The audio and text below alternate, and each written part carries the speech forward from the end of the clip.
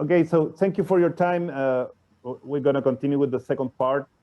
So my first question on the second part is, as you told us the storyline of your father, how would you tell yours? How was since you beginning your training, your evolution, when you decided you were gonna do this like seriously for life? How, like, a little resume on how you did it for your own, the same that you told us about your father, but for your own. I didn't take karate to defend myself. I didn't take Kenpo to defend myself. I learned Kenpo to know my dad. I was not raised in war. I was not raised in fear. I was not raised by bullies. I was safe. So for me, I just wanted to know my father, how he thought, what his passion was. And I joined him so that I could help him because I was an artist. He needed an artist. I needed to know him. In artist, in what aspect of art? Drawing. Okay. He needed me to help him with photography, help him with drawing, his ideas, his stories. As a teacher, you use teaching aids. He wanted me to help him in his books. I already knew how to publish, so I helped him publish his books and draw his ideas. So that's why I did it. Started. That's how I started. Yeah. Le pregunté, al igual como le preguntamos en la primera parte, cuál era un poco la historia de su padre y su evolución, pero que en esta ocasión nos contara la suya, su parte. Y dice que él no creció como su padre, que creció en un contexto de guerra y de miedo. Él creció en un contexto de tranquilidad, por lo tanto su acercamiento al Kenpo fue por un tema de acercarse a su padre, de conocer a su padre. Su padre también, en esa época, él dice que él era un artista, dibujaba, también fotografía, sabía publicar libros. Por lo tanto, su padre necesitaba una persona que hiciera eso y él quería acercarse a su padre y ahí se complementaron. Entonces lo ayudó con dibujar ideas, lo ayudó con las fotos, con editar ciertos libros. Y así, esa es la primera parte y ahora va a continuar con el resto. So please go ahead. Oh. I understand. Muy poquito español. So, okay, yeah. Right. Listen. Yeah, right. But I'm just translating. Yeah. But how do you continue evolving in Kenpo? What came next? How you continue evolving?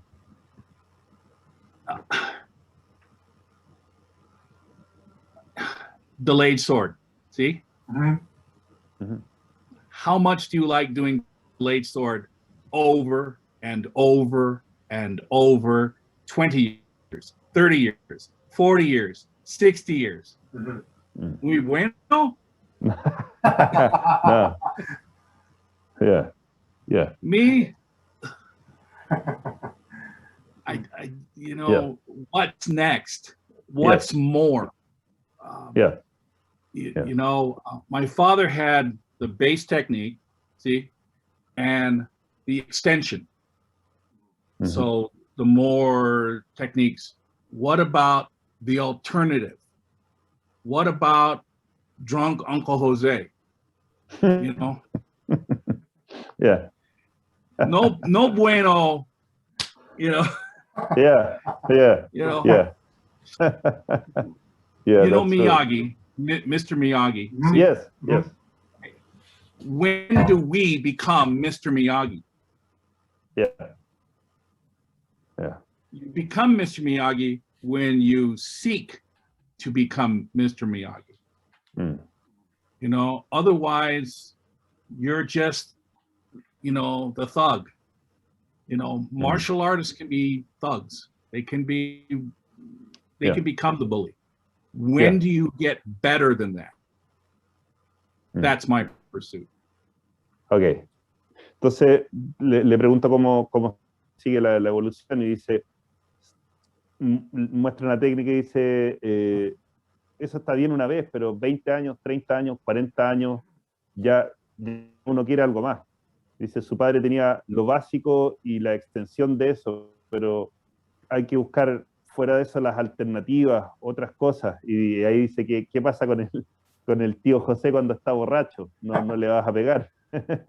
Entonces, después da el ejemplo del señor Miyagi. Dice, ¿cuándo tú te conviertes en el señor Miyagi? Cuando dejas de ser solo un artista marcial, porque un artista marcial también se puede transformar en un buscapleitos, en alguien que es conflictivo, que causa daño. ¿Cuándo te conviertes tú, en el ejemplo que dio él, en el señor Miyagi? Y para ser el señor Miyagi hay que querer ser el señor Miyagi, hay que apuntar a ser el señor Miyagi. Esa es su búsqueda. Ser esa profundidad en el arte marcial que va más allá de golpear a la gente. Y con respecto a lo mismo, como para seguir la misma línea de la pregunta, le podemos preguntar, en sus palabras y su experiencia, si tuviera que decir cuál es la diferencia entre el Kenpo que él, en este caso, enseña y diferente a los otros Kenpo, ¿cuál sería?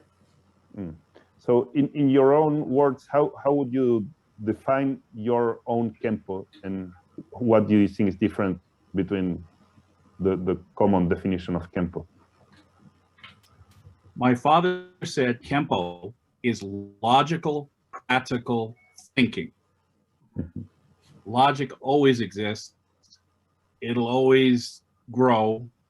It'll always move forward. My interest in Kenpo is the alternative techniques. It's like, what if people are filming me doing a technique in the street? People expect more from me because of being Ed Parker's son. They expect me not to fight. They expect me to not beat up the other person. They are ready with lawyers and ready to put me in jail. So I should learn the material that keeps me out of jail. I should learn the material that keeps people safe. Doesn't mean I can't use the other stuff, but I need to learn it. Does that make sense? Yes. Dice que su padre definía el tiempo como lógico, pensamiento lógico y práctico, y la aplicación de pero para él la búsqueda va también en las alternativas de esto. Entonces, ¿qué pasa si? ¿Qué pasa? El qué pasa si es la parte que le interesa a él. ¿Qué pasa si te están filmando? ¿Qué pasa si él golpea a alguien? Porque al ser el hijo de Ed Parker van a estar esperando ciertas reacciones. Si golpea a alguien y está grabado, se puede ir preso. Entonces, ¿cuáles son sus opciones para desenvolverse con el arte sin generarse más complicaciones a sí mismo también? Pero la parte base la sabe, la tiene. Pero lo que le importa a él y lo que hace su diferencia son las alternativas. Okay. So, do you think that the fact, I think it's interesting that you said you are an artist. So, do you think the fact that you were drawing, you were taking pictures, that puts you in a different perspective to watch the art, to understand the art? You see it from a different mindset and perspective. Do you think that creates a different way?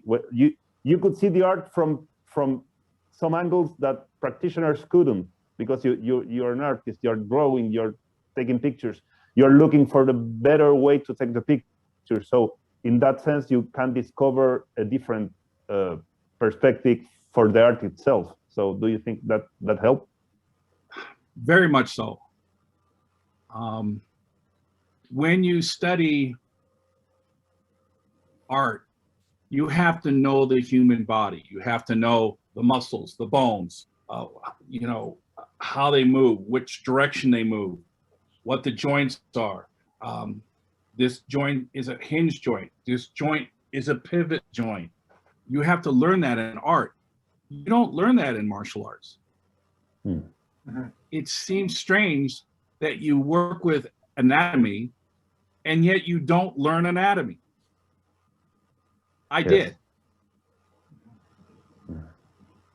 When you're a doctor, you study anatomy. When you're a martial artist, you don't study anatomy. Yeah, I don't get it. Interesting. Yeah. Entonces le pregunté si, porque él nos mencionó que él era artista, que dibujaba, sacaba fotos, entonces le pregunté que el hecho de ser artista tal vez a él le había dado un punto de vista diferente sobre el arte que los practicantes mismos, porque él al tener que dibujar a su padre haciendo técnicas, al tener que sacar fotos, buscando distintos ángulos, distintas maneras de que las técnicas y los momentos quedaran plasmados, ya sea en un dibujo o en una foto, él podría haber descubierto cosas del arte desde otra perspectiva. Y dice que sí, que definitivamente sí, el hecho de que él fue un artista o es un artista le ayudó mucho, en parte porque cuando estudió arte tiene que estudiar el cuerpo humano, tiene que conocer los músculos, tiene que conocer las articulaciones, tiene que saber qué articulaciones son rotativas o de pivoteo, hacia dónde se mueven. Entonces dice que le parece curioso que en arte él estudió el cuerpo y los artistas marciales no lo hacen.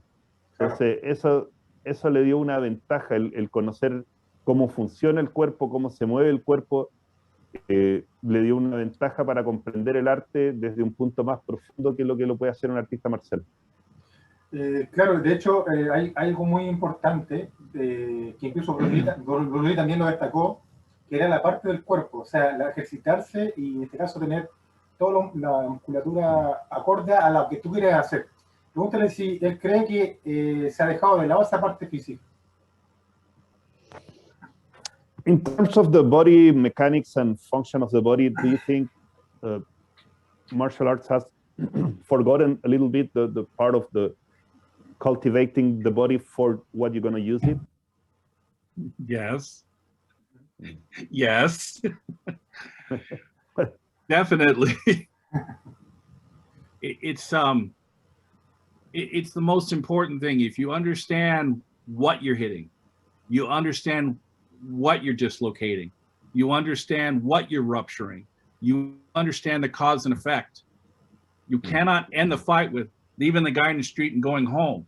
You have to know what you did. You have to know what the repercussions are. You have to be responsible. It's easy to hit. It's not easy to know what that you left somebody crippled for life. That's not easy. You have to be responsible at a certain time. It takes time to learn it, but it's important, I think. Muy importante. Muy importante. Yeah.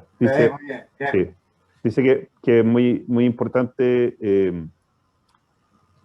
el tema de saber cómo el cuerpo funciona y saber lo que tú haces, qué efectos tienen las personas.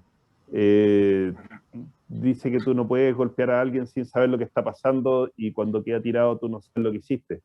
Que es muy relevante saber si tú dislocaste, quebraste o qué fue lo que hiciste en esa persona. Él considera que es muy importante comprender esa parte. You have to learn how to heal as well as learn how to hurt. También tienes que saber cómo sanar, aparte de saber cómo hacer el daño. Not just one side, both sides. No un puro lado. So in that term, do you train or do you learn like first aid or how do you? Yes, learn first aid, learn massage, learn about acupuncture, acupressure, learn about muscle therapy, joint therapy, learn. Le pregunté ahí sobre lo mismo, si considera que era importante hacer primer auxilio o algún otro tipo de cosas. Dice que sí, aprender primer auxilio, aprender sobre masajes, sobre acupuntura, acupresión, sobre cómo funciona, cómo recuperar articulaciones, que es importante aprender, y después recalca aprender. So, what do you train for yourself when you when you're on your own, what's your routine, what you focus on for your training, for your personal training? A lot of the training that I like to do is about efficiency. It's how can I do less? How can I do, how do I say this? I like to train with different bodies. I like to train with different sizes, and I like to see a different understanding of what I can do. Currently, I really like the balance, how to throw somebody off balance. Little things, very little things. Can I throw them off balance with my knee? Can I throw them off balance with my calf? Can I use my shoulder? Can I use my head? Can I use my neck? Can I use my ribs? Can I use my hip? What if I don't have arms? What if I don't have hands? How do I use my body as if it's hands? People do when they don't have hands. People do when they don't have legs. They compensate. That's where my mind is thinking. What can I do when I'm older and I can't use certain things anymore? How can I still get the effects I want? Le pregunté, bueno, la pregunta clásica, ¿qué entrena para sí mismo? Y dice que está enfocado en cada vez hacer menos, cómo ser más efectivo, cómo hacer menos, y cómo también lograr que la gente pierda el equilibrio o el balance de la estructura. ¿Cómo puede lograr eso desde su rodilla, desde la pantorrilla, desde el hombro, con la cabeza, buscar distintas opciones? Que también se pone en la situación, ¿qué pasa si no puedo usar las manos o los brazos? ¿Qué pasa si no puedo usar las piernas? ¿Cómo va a poder ejecutar el arte cuando esté más viejo? Esa es su práctica hoy en día. Vemos, en el Kenpo vemos que igual utilizan algunas armas, vemos a los bastones que se utilizan, por ejemplo, en Cali y otro tipo de armas. En su Kenpo, en el Kenpo que él muestra y enseña, ¿también tiene ese concepto? In your own lineage of Kenpo, do you have weapon? Do you work with weapon? Do you use sticks or some kind of weapon? I've trained in Kali. I've trained in the Filipino arts. I've trained in Russian Sistema. I have trained in certain Taekwondo. Just I like to learn, so I've learned a lot of different things. But I'm not into weapons now. I don't show an interest in that at this point in my life. Okay. Dice que ha entrenado Kali, que ha entrenado sistemas, que ha entrenado taekwondo y otras cosas, y que conoce varias armas, pero que en estas alturas de su vida no le interesa mucho el tema de las armas. ¿Pero no lo enseña entonces su programa? ¿En su programa no lo enseña? No. So you don't teach weapons when you teach? Not now, no. No. Okay. Leave that for the youth. Lo deja para los jóvenes. Okay, fine. So something you said, it was very interesting to me because I noticed it when you said sistema, and when I see you move, I think there's some similitudes with sistema. Sure. I didn't wanna ask it because I didn't know how would you feel about it, but since you bring it up, sure. Sistema, sometimes you look very, very, very similar to what they do in terms of internal waves, the use of the articulations. I loved you say it because that opened the door to ask, because I had that in mind, but I didn't want to be rude and say you look like Sistema. So yeah, I like you have some similarities. Yeah. I like how they they develop Sistema. They develop Sistema when the body is at its weakest. Usually we study when the body is at its strongest. Be the strongest. Always be prepared. But the Russians learned how to do this at their weakest. They were hungry. They were starving. They had no food, had no water, and they had to learn how to defend themselves when their body was at its weakest. That made sense to me. So I studied. I loved it. So you studied from which line of Sistema? Vladimir Vasilius. Oh, I like him. I like him. Yeah, very nice. Martin, Le pregunté. I worked. Oh, yeah. I used to train with Martin. Well, he used to work out with me in Kenpo, and then he started to do Sistema. Yeah, he's good. He mostly does Sistema now. Yeah.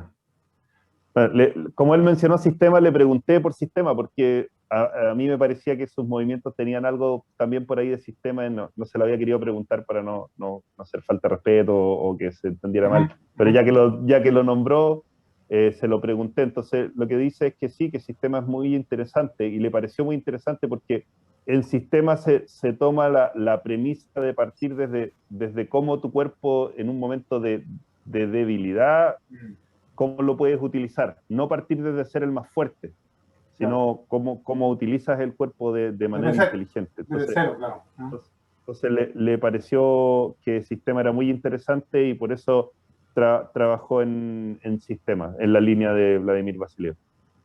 Ok. Oye, pregúntale, yo desconozco, entonces quería hacer una consulta. Si él ha venido a Chile, ¿cuántas veces? Sí, creo que no. You have been in Chile, right? Sí. Yeah. You came one time with, I think, Frank Soto and Frank Vigorux, maybe? Yes. Yeah. Sí, vino a Chile. One time, right? Yeah, one time Chile, one time Venezuela. Sí, estuvo una vez en Chile. Pregúntale, many times Mexico City. Yeah. ¿Qué le parece acá a Chile? What's your opinion on Chile, on Kenpo in Chile, or Chile in general? What's your opinion? I love Chile. Love Chile. Yeah. Beautiful people, beautiful Kenpo. Very, very loyal to my father. Very faithful, very passionate. They preserved my dad's art well. Dice que le gusta mucho Chile. Le gusta la gente. Buen Kenpo, que son leales al legado de su padre y intentan preservar el legado, que le gusta mucho a Chile. So you think Kenpo, because your vision of Kenpo is different in terms of doing it every time less, but how do you think that might continue in time? Because are you going to pass that to your students? Do you think your students are taking the same way? I'm thinking it gets to a point that you cannot go less. So what do you think is going to be the future on your lineage? Do you think it's going to be always less, or maybe you started seeing something else on it? I'm not worried about my lineage. I'm an artist, and that's what I do mostly. My martial arts training is my passion. It's not my business. Okay. Yeah. So I don't. I'm not worried about. My journey is my journey, and I will teach my students a certain way, but they do the standard Kenpo the way they need to do it. I make small adjustments, but what I'm doing is progressive Kenpo. I call it Pactual Arts, and so it's more Kenpo, standard Kenpo, traditional Kenpo, is about the science of collision. Making sure that I hit and grab, break, and dislocate and whatever. But my interest isn't about stopping teaching that. My interest is adding the other side so that you know more. You know how to hurt, you know how to break, but you know how not to break. You know how not to hurt, but still defend yourself. Yes. So, it one does not mean no to the other. It means learn this and learn this. Both sides. Okay. Yeah. Okay. Le pregunté cómo veía él su linaje o la continuación de su arte, porque él plantea que quiere hacer cada vez menos, pero yo le planteé a lo mejor llega un momento en que ya eso tiene un límite, que veía él. dice que a él no le preocupa el linaje ni lo que vaya a venir después, que su vida, él es un artista y el Kenpo es algo que hace por el lado para expresarse a sí mismo, es parte de lo que él hace, no lo hace con ninguna otra intención. Sus alumnos aprenden el Kenpo tradicional, pero también aprenden la parte que él menciona, que es la parte de... Él define el Kenpo, dice el Kenpo es la ciencia de la colisión, del choque, de cómo romper, de cómo, claro. De cómo hacer daño. Pero, pero él le enseña la otra mitad, cómo no hacerlo también, cómo defenderte sin utilizar esa parte. Claro. Y con eso es lo que él enseña, no le preocupa qué va a pasar después o cómo siguen o quién lo retoma, él solo lo hace. Juan, el maestro Ed Parker nombró, y varias personas han nombrado, de que él no lo ve como un negocio, sino que lo ve como un arte para sí mismo y expresarlo así. Bueno, en mi línea yo hago Jet Kune, entonces en Jet Kune también pasa de que el sistema se ha convertido en un producto. ¿Él cree que en parte del Kenpo también le ha pasado lo mismo? You mentioned a couple of times that it's not a business for you, that you do it for yourself. Do you think that Kenpo in particular, maybe the same for every martial arts, has become a business? It has lost a little bit of the soul, let's say, it's just a business? Majority, yes.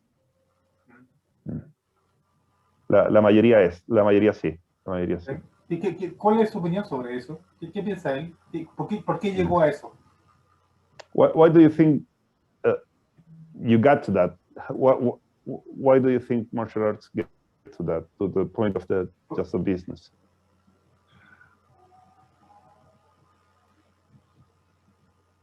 How much is Kenpo really used in the street for most people? 1%, 2%, yeah, 0.5%. You know what I mean? So what do people really want?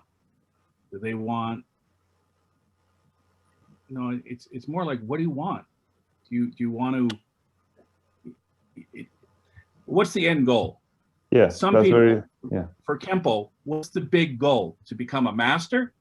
To become a very rich businessman? Is it to become a movie star? What is it about? So it depends on the person.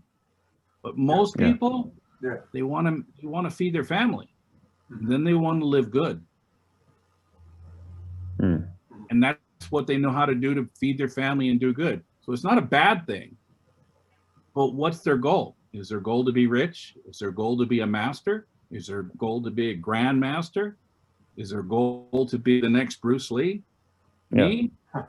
My wife, you know, she brought this down. This is what my goal was. I wanted to influence the martial arts industry, and the Martial Arts History Museum gave me this thing called the Funakoshi Award.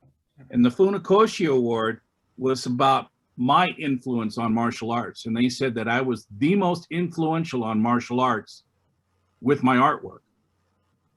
That was what, you know, created the most amount of influence, you know, in my, you know, my journey. So I never became the next Bruce Lee. I never became the next Ed Parker Sr.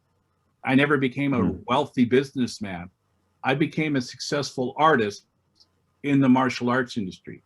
I became an innovator of the science of progressing martial arts. Bueno, dice que depende del objetivo de cada persona. ¿Cuál es tu objetivo? ¿Cuántas veces va a usar el Kenpo en la calle realmente? Por lo tanto, si no es tantas veces, ¿cuál es tu objetivo al practicarlo? Mucha gente dice que su objetivo es, como son buenos en ello, poder vivir, después poder vivir mejor. Entonces, que tampoco es malo cuando tú estás buscando una manera de vivir. Pero que depende de cada persona el objetivo que tenga para su vida y lo que haga con el Kenpo. Y cuenta que él recibió desde me parece que el Salón de las Artes Marciales, un premio, el premio Funakoshi al artista marcial más influyente, pero el premio se lo dieron por las fotos y dibujos que él hizo. Entonces, recibió ese premio por su capacidad artística, por las fotos que dejó sobre artes marciales y los dibujos. Entonces, ahí él cuenta que uno puede influir o trabajar o hacerse presente desde distintos puntos y con distintos objetivos. Va a depender de cada persona, de sus capacidades y de sus metas. Pregúntale si él cree que esa parte artística que él tiene es la parte interna que expresa a través de las artes marciales también. Do you think that the fact that you are an artist is the same that you want to express when you do martial arts?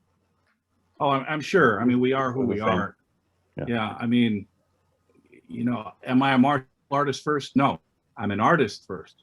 Yeah. So I will always operate from my core. What's my core? I'm an artist. I think like an artist. I do things as an artwork. In fact, that's how I changed my dad. My father, he didn't like me. You know, he wanted me to be a martial artist. And I didn't want to learn from him. I wanted him to accept me as an artist. So one day I drew this picture of him.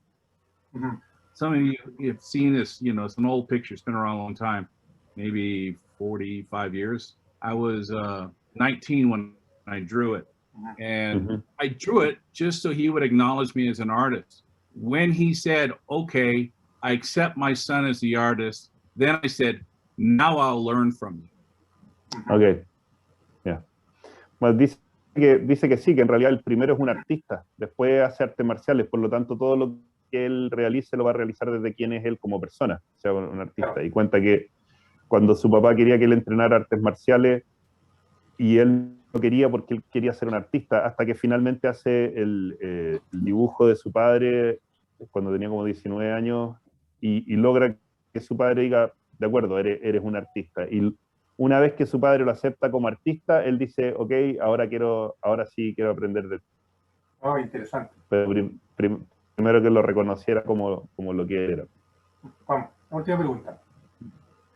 Any last thoughts that you would like to share with us? Maybe something that we didn't ask that you would like to say about Kenpo, some words that you would like to say. Sure. Whatever you want to share.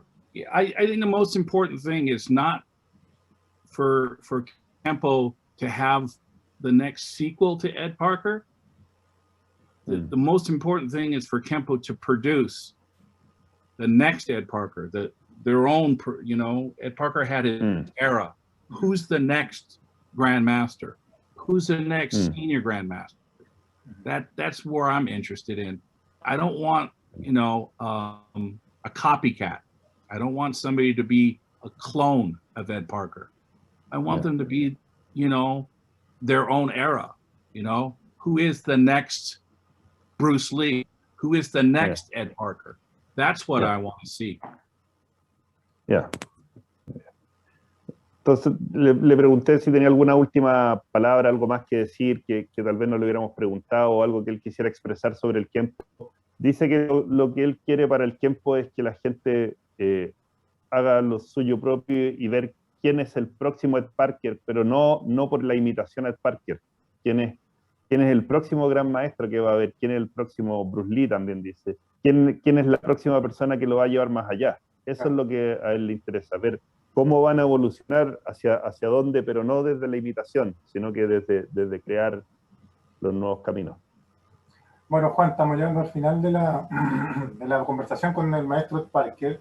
Le damos las gracias, thank you very much for your time. Y fue muy grato, dile que fue muy grato tenerlo acá. Yeah, it was a very nice conversation. Thank we you. appreciate your time. We're very grateful. Do you want to leave some links or something where people can find you if you want to do so? How do I do that? I don't know. Maybe you have a web page or something I that do. you want to... I have a web page. Okay. I will email it to... Okay, Alejandro. And you put it on the... Okay, sí. Yeah. Yeah. Silat Chile para los que quieran encontrarme a mí. Juan, bueno, dile que para mí fue un grato poder conversar con él, tenerla... nos costó un poco conectarnos por el tema del horario, pero diría que agradezco la paciencia de él. Yeah, thank you again for your time. Thank you for your patience with the small problem we had no. with the time schedule. But thank you for everything. We really appreciate it. I appreciate it. Was an honor. It was an honor for me Thank too. you. Thank you for keeping the legacy of my father alive, and thank you for your time as well. Okay. También nos agradece por el tiempo y por mantener el legado de su padre. Oye, dile que gracias también a la gente. Del poco tiempo que, o sea, de lo poco que habla en español, si puede decir, vean Espacio Comercial. Well, is it possible for you, in the small Spanish, you say, like, to say for people to watch Espacio Marcial, vean Espacio Marcial?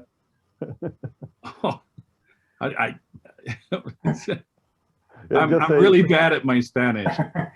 I understand it better than I say it. Yeah. Okay, don't worry. Thank you. Okay, thank you very much. Thank you very much. Thank you very much. Thank you very much. Okay. Okay, bless you. Bye. Bye. Bye-bye. Goodbye.